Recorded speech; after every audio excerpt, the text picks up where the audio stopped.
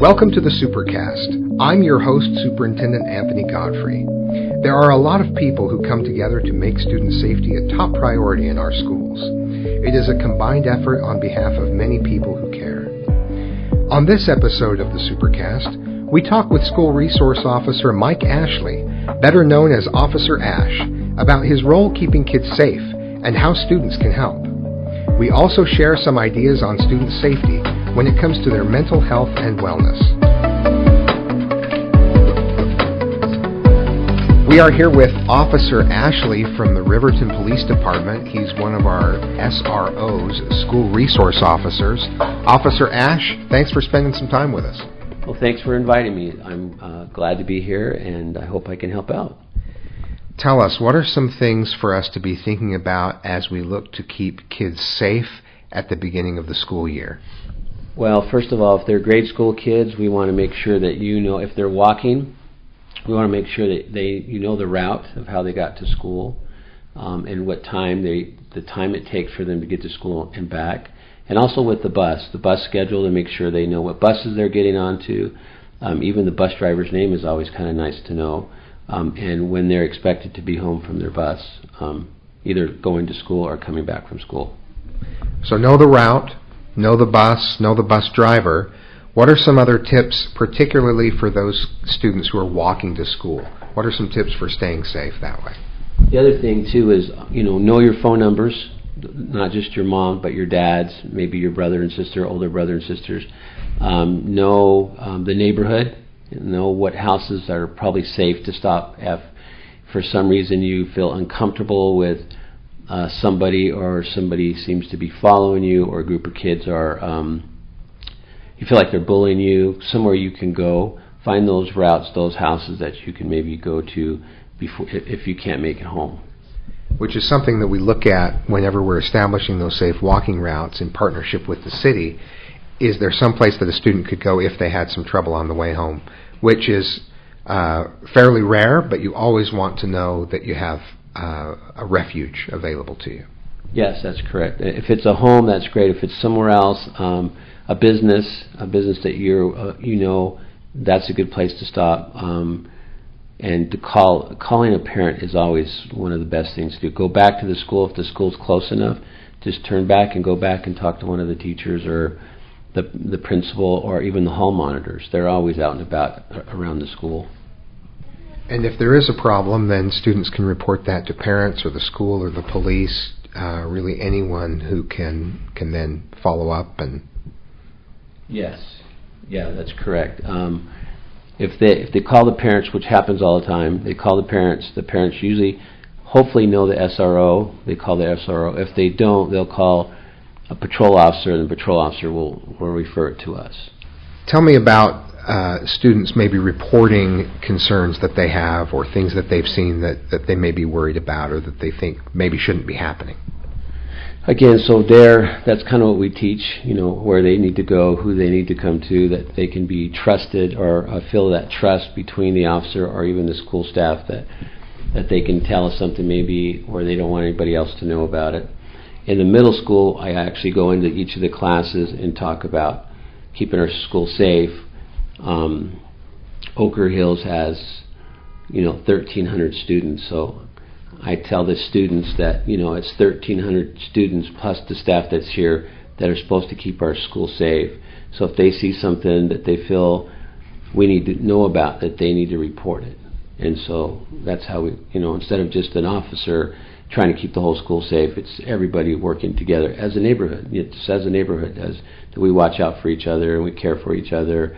We take pride in our school. We take pride of who we are, and we want our school to be a good school where people feel safe to go to. It's nice. I always try to tell parents to get to know, to have their kids come meet me, the SRO, the hall monitors, and the staff, so that the kids feel like they've been introduced and they can come at any time with any problem. If it's just getting your locker open, finding the class, doing push-ups and sit-ups with them during PE. Right. That's kind of the stuff I did this morning. So that they feel comfortable coming up to any one of us talking about any given stress or issue that they may have. And developing a positive connection with a police officer as a student is really important, and it's a great benefit from having officers in our schools. Yes, like for me, I get to teach. I start with DARE, and this year I have my 5th graders as 7th graders. Oh, yeah? So they already know me. So they're like, hey, Officer Ash, they're all excited to see me because we already have that relationship. Yeah, that's really an important part of keeping our kids safe, and there are benefits long after they leave school from having built that relationship. I've had students when I was in the high school come to me that graduated several years ago and said, hey, remember me? And I remember them. So yeah. So it's awesome to see from 2nd grade to graduating from high school. And the hours are a little better as a school resource officer, aren't they? I hope. Yeah, I mean, we're typically 7:30, 3:30, but sometimes we work later. Of course, if we get reports of a missing child or one runaway, or our phone is always on, so that patrol or other officers can call us saying, hey, we have this issue or problem or concern about a certain student. We need you to give us information if you can, so we can locate them or find them or work out whatever issue they were having. Well, the job never stops for anyone who serves students. No, never does. In the summertime, I like to go out and do block parties, neighborhood parties, business contacts. I'm hanging out at the park. I'm trying to keep that connection with the kids during the summer. And then a lot of times their parents are there, so I get a chance to meet with them and introduce myself.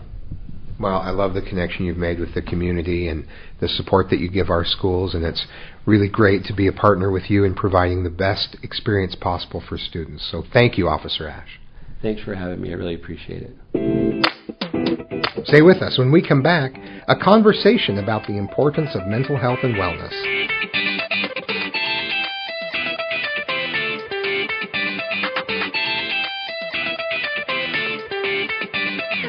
Are you looking for a job right now? Looking to work in a fun and supportive environment with great pay and a rewarding career? Jordan School District is hiring. Apply to work in one of our school cafeterias, where our lunch staff serves up big smiles with great food every day.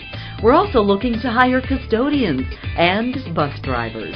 In Jordan School District, we like to say, people come for the job and enjoy the adventure.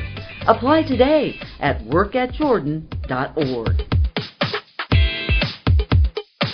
We're here with McKinley Withers, and we check in with him on the Supercast on a regular basis because he does such a great job of keeping us in touch with how to take good care of kids in every way, just to make sure that their social and emotional wellness is intact and that they're ready for the year. McKinley, thanks for joining us. Thanks for having me. I'm happy to be back.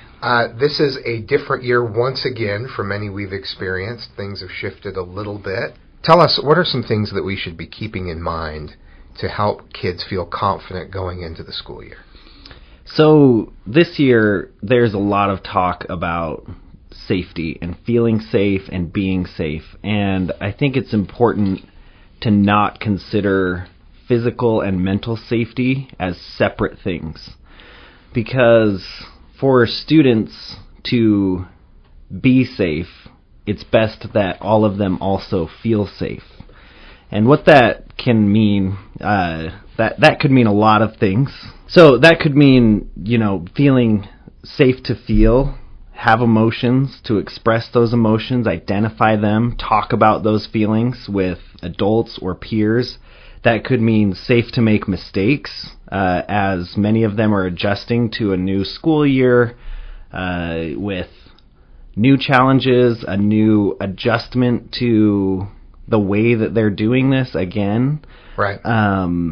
Safe to try new things this school year, as many of them tried new things with online learning or hybrid learning. Many students are going to be trying new things this year, as with their teachers and their parents.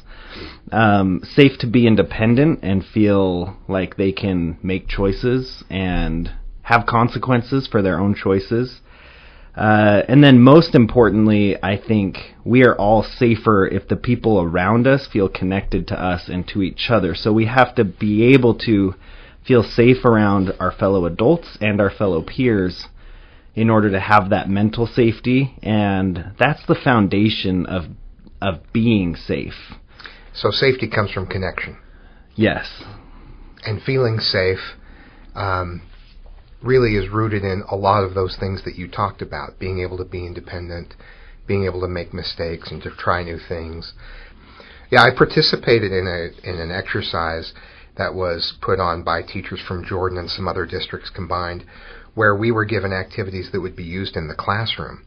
And it was interesting to experience it from the student side. I was given a sheet of multiplication that an elementary student would be given, and I was supposed to do a timed exercise, and suddenly I'm thinking, I don't want to be the dumb one that doesn't know this, that doesn't get it done quickly, that doesn't get it done in time. I don't want to be wrong, and all those feelings kind of came rushing back that I hadn't experienced for a long time. It was interesting to experience that as an adult when we put students in that situation a lot, but we kind of forget what it's like because we aren't always put in that situation ourselves. And so maybe some empathy for how that feels to make a mistake, how it feels to try something new and wonder if you're going to be good at it. Right, yeah. And, all of us are prone to forgetting what it was like when we were, a lot younger, or when we first tried something.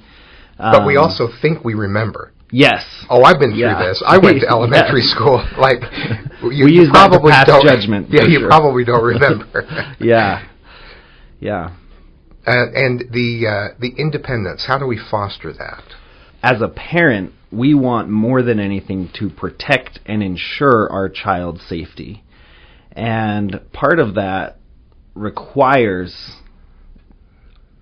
parents, caregivers to be comfortable allowing children to be unsafe, and to make their own decisions. That's an interesting twist because you don't think about independence and safety being combined. Yeah. That independence is risky. You see the memes on Facebook about I was raised in the wild in the 80s or whatever, where we were just turned free in the morning and then we returned sometime at night and nobody knew where we were. But it's striking a balance, I guess. The root of anxiety is not having exposure or experiences.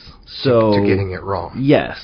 So if we avoid, if we aren't able to go out and try new things and even fail and have it not be so bad, the reason we are often anxious about failure, or when that test was put in front of you, and you experience what it's like to not be so sure if you could do your multiplication tables.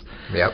That was one of those moments, as a superintendent, you expressed safety in feeling or expressing your emotions, because that's quite the confession, to your audience members, that you were nervous in that moment. But afterwards, we are feeling better because we faced the challenge, we did fail, and it wasn't so bad. So we have to have those experiences in order to continue to try new things. If we protect, and avoid, the anxiety, the tension, the fear just escalates. It gets worse. Well, that's something we can all benefit from. Yes. Failing or trying something new that doesn't work, probably, even if it doesn't work, isn't going to be as bad as we think it is. Exactly, yeah. Thanks again for joining us, McKinley. Thanks for having me. It's going to be a great year. Yes, it is. Thanks for joining us on the Supercast. Remember, education is the most important thing you will do today. We'll see you out there.